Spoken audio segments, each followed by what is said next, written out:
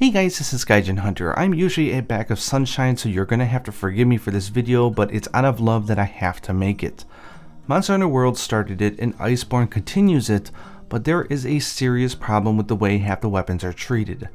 In Iceborne, in general, if a weapon's path ends at rarity 10, the design will be that slap-on design where some decorative materials are applied to the base bone or weapon. It's horrible.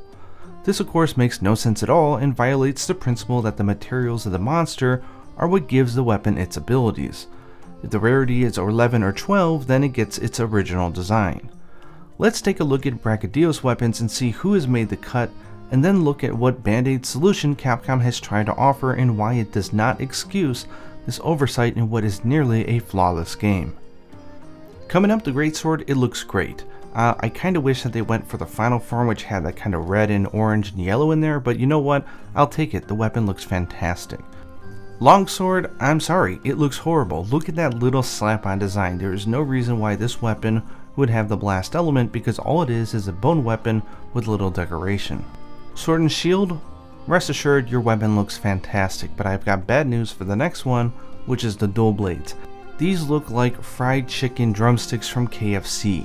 They are absolutely horrific because the dual blade design for Brachydios weapons were always some of the coolest ones in the game. Whew! Thank goodness Brachydios' hammer did survive the cut and it looks fantastic. That is its tail on a stick, and that is how weapons are supposed to look. Hunting Horn though, I'm sorry, it just got a reskin slap on the bone weapon. Ugh, I don't like it at all. For Lance, it's hard to see because of the screen and the way that it does the zoom, but basically this is just a bone weapon with a slap-on design. I made it, and then I just stopped using it because I didn't like looking at it. And here's the gun lance, it's the same story all over again.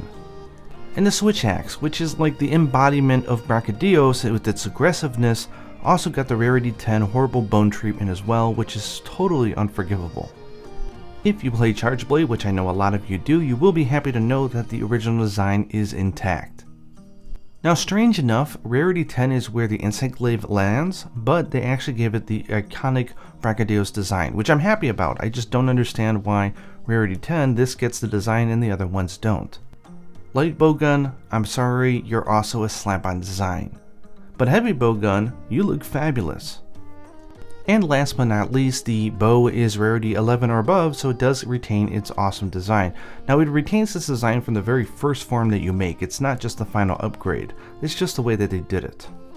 The band-aid solution that we get is that rarity 10 weapons can have their appearance customized in Iceborne, but from what I can tell in the early endgame, it just allows you to reskin the weapon, which makes even less sense. So now I have a Brachydios lance that has blast, but it looks like a crappy Barroth slap-on design. What is the point? While it was disappointing for new monsters in World to have some designs that kinda sucked, it is tenfold worse for returning monsters, as players like myself have fond memories of the designs of the weapons, and now half of them are being trashed for no good reason. This doesn't change the fact that Iceborne is a fabulous expansion and worth every penny, but this is a stain on the middle of a beautiful rug and it stands out, and I hope they find a way to fix it, but I'm not optimistic that they will.